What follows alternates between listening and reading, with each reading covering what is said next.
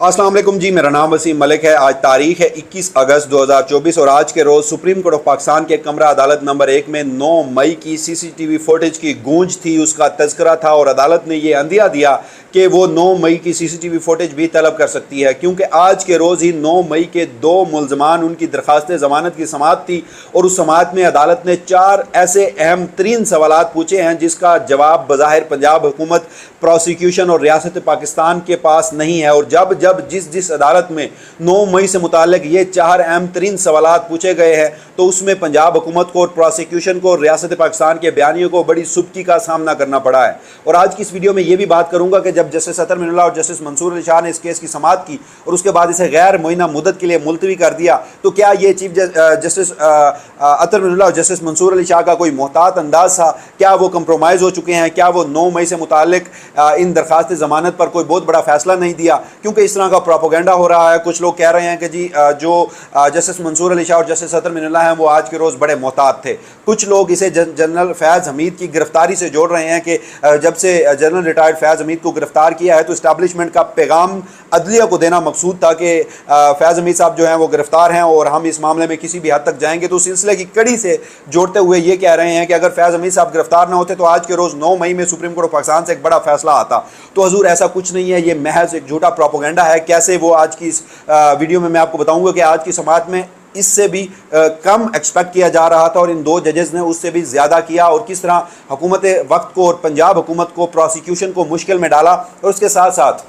जो इमरान खान है वो भी ये खदशा ज़ाहिर कर चुके हैं और जो इस्टेब्लिशमेंट के बड़े करीबी समझे जाने वाले सहाफ़ी हैं वो भी जनरल रिटायर्ड फैज़ हमीद की गिरफ्तारी को इस सिलसिले की कड़ी जोड़ रहे हैं कि अब पाकिस्तान की फ़ौजी इस्टेब्लिशमेंट इमरान खान का फ़ौजी अदालतों में ट्रायल करेगी और फैज़ हमीद साहब वादा माफ गवाह बनेंगे। तो इमरान खान का फ़ौजी अदालतों में ट्रायल कितना मुमकिन है, इसके कितने इम्कानात हैं? पाकिस्तान की अदालतें इस ट्रायल की इजाज़त देंगी? क्या ऐसा होने वाला है? आज की इस वीडियो में इन तमाम तर मुमकिनात पर, इन तमाम तर तफसीलात पर बात करेंगे। सबसे पहले मैं सुप्रीम कोर्ट ऑफ पाकिस्तान के कमरा अदालत नंबर 1 में आपको ले जाता हूं जब आप आज के रोज़ इस मामले की समाअत थी और उस समाअत में जस्टिस मंसूर अली शाह और जस्टिस अतर मिनल्लाह ने इंतहाई अहम तरीन वो 4 सवालात, जैसे मैंने आपको वीडियो के इंट्रो में बताया, कि जिससे बज़ाहिर जो प्रोसिक्यूशन है वो मुश्किल का सामना कर सकती है और इस मामले में भी जो पाकिस्तान तहरीक इंसाफ और इमरान खान का स्टांस है उसे तक़वियत मिलेगी। क्योंकि आज के रोज़ जस्टिस मंसूर अली शाह और जस्टिस अतर मिनल्लाह ने 4 सवालात पूछे। सबसे पहले उन्होंने पूछा कि मुलजिम कौन है, फिर उन्होंने पूछा कि क्या ये जो मुलजिम है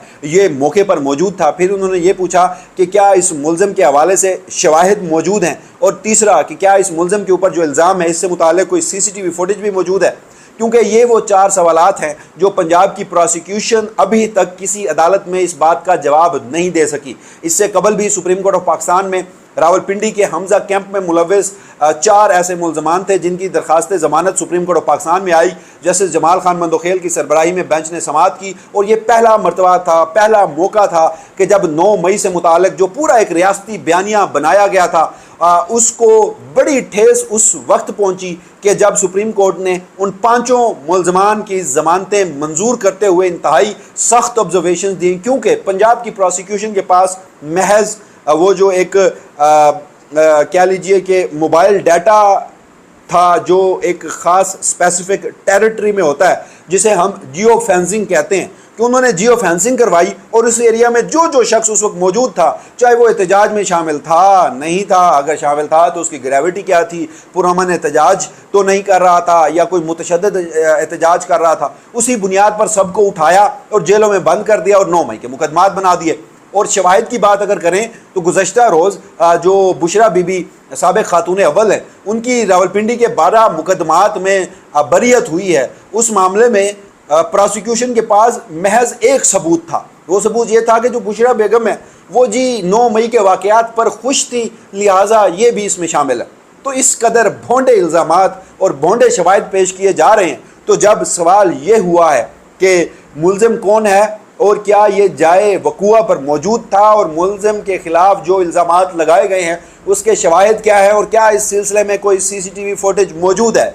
ये वो 4 सवालात हैं जो आज के रोज़ अदालत ने अपनी सिमत का तयन कर दिया है कि जब भी अब इस मुकदमे की समाअत आगे बढ़ेगी तो इन 4 सवालों के जवाब देना होंगे। और अब तक पंजाब की प्रोसिक्यूशन इन 4 सवालों के जवाब किसी भी मुकदमे में नहीं दे सकी। और इसके साथ जो दूसरा मेरा मुद्दा था वो ये था कि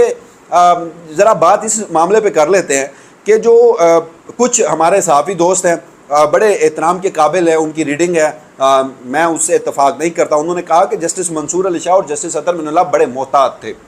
اور پھر کچھ مسلم لیگ نون کے سوشل میڈیا ٹرولز نے یہ ایک پروپیگنڈا کیا کہ دیکھیے اب اسٹیبلشمنٹ نے پاکستان کی جوڈیشری کو ڈرا دیا، اس میں وہ جو مقصد حاصل کرنا چاہتے تھے اس میں وہ کامیابی ہوئی، کیونکہ جنرل فیاض حمید کی جو گرفتاری ہوئی اس سے جو میسج جانا تھا وہ میسج گیا، اور اسی میسج کے سلسلے میں آج کے روز 9 مئی کے کیسز میں کوئی ڈیولپمنٹ نہیں ہوئی. حضور فوجداری معاملہ ہے، یہ ضمانت کا کیس تھا، پہلی مرتبہ سماعت کے لیے مقرر ہوا، اور پہلی مرتبہ سماعت میں مقرر ہونے پر کیا ضمانتیں مل سکتی ہیں؟ ایسا نہیں ہوتا. جب فوجداری مقدمات کا ٹرائل ہوتا ہے اور اس کے بعد کسی بھی متعلقہ فورم پر کسی بھی ہائی کورٹ یا سپریم کورٹ میں جاتا ہے، تو جب تک پروسیکیوشن کو نہیں سنا جاتا، جب تک انہیں نوٹسز جاری نہیں کیے جاتے، عدالتی کارروائی آگے نہیں بڑھتی. اور یہ آج کے روز ان ملزمان، ایک تو جو پری اریسٹ بیل تھی اور ایک ضمانت بعد گرفتاری تھی، ایک فیصل آباد سے کا تعلق تھا جو پاکستان تحریک انصاف کے ایم پی اے ہیں، وہ بھی آج سپریم کورٹ میں موجود تھے، اور دوسرے جو اس میں تھے وہ اس وقت گرفتار ہو چکے ہیں، اور ان کی گرفتاری کے بعد کی جو ضمانت ہے اس کے لیے اپلائی کیا ہوا تھا. اب یہ دونوں شخصیات سپریم کورٹ میں آئیں. پنجاب کی پروسیکیوشن کو نوٹس کیے بغیر آج کے روز ضمانت کیسے ہو سکتی تھی؟ ایٹ لیسٹ میں نے تو اپنی عدالتی کارروائی جب سے کور کی ہے اس میں اس طرح کا کوئی پریسیڈنٹ نہیں دیکھا. اب ذرا اس دوسرے ان کے سوال پہ آ جاتے ہیں جس میں یہ کہا جا رہا ہے کہ جی جو سماعت غیر معینہ مدت کے لیے ملتوی کی گئی ہے وہ بھی وجہ یہی ہے کہ جسٹس منصور علی شاہ اور جسٹس اطہر من اللہ کمپرومائز ہو گئے ہیں، کیونکہ پاکستان کی وہ فوجی اسٹیبلشمنٹ ہے وہ عدلیہ کو میسیجنگ دینے میں کامیاب ہو گئی ہے، اور اگر فیاض حمید صاحب گرفتار نہ ہوتے تو آج کے روز 9 مئی کے مقدمات میں ضمانت ہو جاتی. تو حضور اس وقت موسم گرما کی چھٹیاں چل رہی ہیں سپریم کورٹ آف پاکستان میں، اور ممکنہ طور پر یہ بینچ اگلے ہفتے دستیاب ہوتا بھی ہے یا نہیں ہوتا کسی کو نہیں پتا، کیونکہ جسٹس اطہر من اللہ اور جسٹس منصور علی شاہ جو بیٹھے ہیں یہ گزشتہ ہفتے دستیاب نہیں تھے. اب یہ اگلے ہفتے دستیاب ہوں گے یا نہیں ہوں گے، کیونکہ جسٹس منصور علی شاہ 26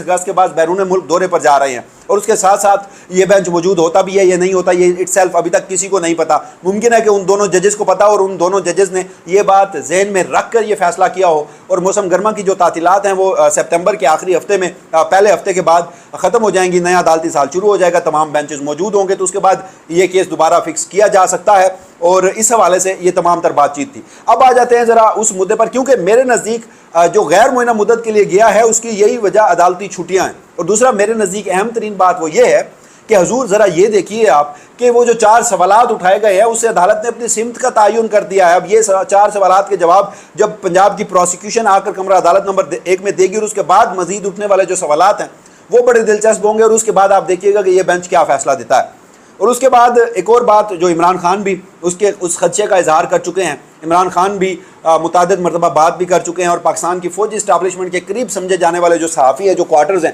وہ بھی یہ پیغامات دے رہے ہیں، یہ پیغام رسانی کر رہے ہیں کہ جو فیاض حمید صاحب کی گرفتاری ہے وہ اسی سلسلے کی کڑی ہے، وہ وعدہ معاف گواہ بنیں گے اور عمران خان کا فوجی عدالتوں میں ٹرائل کیا جائے گا. میرے نزدیک یہ آسان عمل نہیں ہے، میرے نزدیک ایسا نہیں ہوگا. اگر عمران خان کے خلاف کوئی نیا مقدمہ بنتا بھی ہے، اگر عمران خان کے خلاف کوئی فیاض حمید کی وعدہ معاف گواہ بننے کے بعد بھی کوئی نیا مقدمہ بنتا ہے تو وہ مقدمہ پاکستان کی فوجداری عدالتوں میں بنے گا، سول عدالتوں میں بنے گا، فوجی عدالتوں میں یہ ٹرائل نہیں ہو سکتا. اس کی کچھ وجوہات ہیں جو میں یہ سمجھتا ہوں. ایک تو خالصتاً سیاسی نوعیت کی وجوہات ہیں، وہ میں آگے چل کر بتاؤں گا، مگر سپریم کورٹ آف پاکستان کا 23 اکتوبر کا فیصلہ ہے جس میں جسٹس اعجاز الحسن کی سربراہی میں 5 رکنی بینچ نے کیا کیا تھا،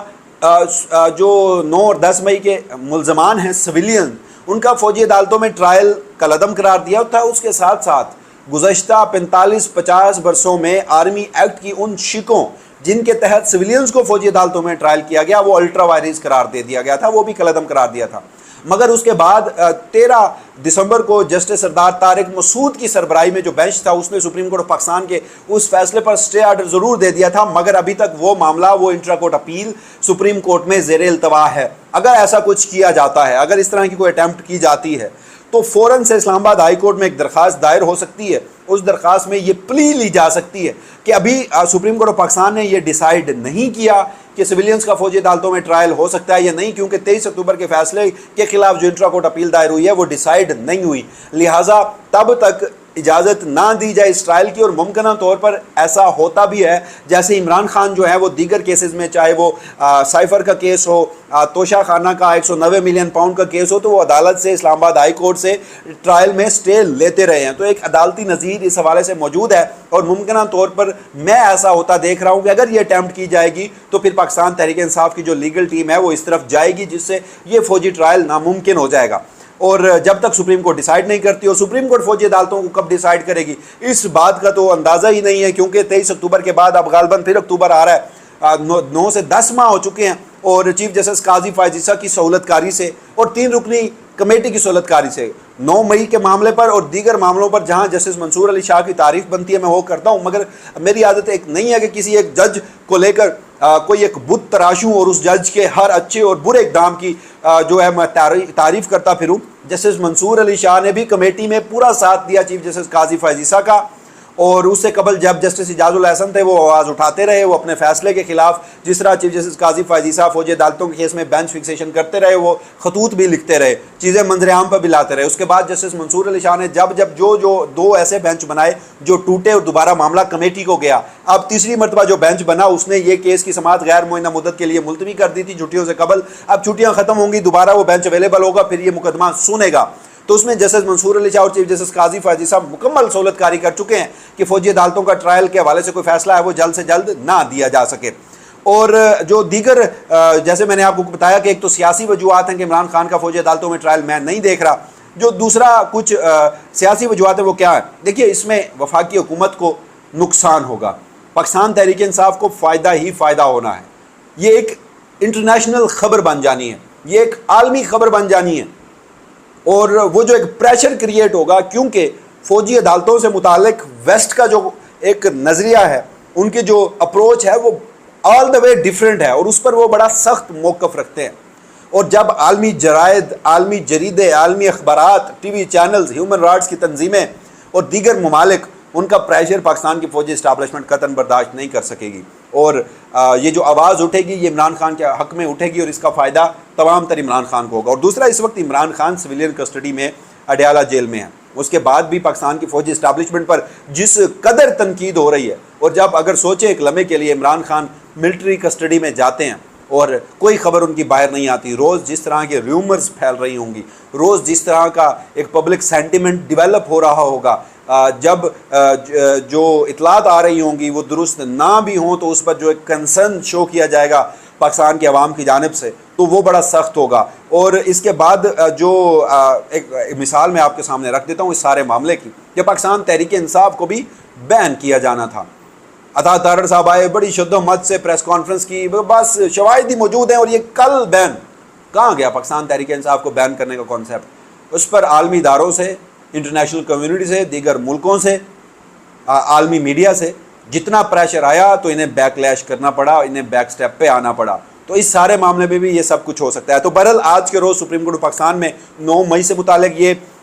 ایک سماعت اور اس متعلق 2 ججز کے خلاف پراپوگنڈا، اس حوالے سے آپ کو آگاہ کیا، اور پاکستان تحریک انصاف کے چیئرمین عمران خان، سابق وزیر اعظم پاکستان، ان کا فوجی عدالتوں میں ٹرائل ان وجوہات کی بنیاد پر. میرے پاس کوئی خبر نہیں ہے، یہ اٹ سیلف میری اپنی انڈرسٹینڈنگ ہے کہ ان وجوہات کی بنیاد پر میں نہیں دیکھ رہا. اس حوالے سے اب آگے کیا ہوگا، دن انتہائی اہم ہے. وہ کیا کہتے ہیں کہ جیسے نروس 90s شروع ہو چکا ہے، جو بھی فردر ڈیولپمنٹ ہوگی وسیم ملک اپنی اسی پلیٹ فارم سے آپ کو آگاہ رکھے گا. تب تک کے لیے وسیم ملک کو دیجیے گا اجازت. اللہ نگہبان.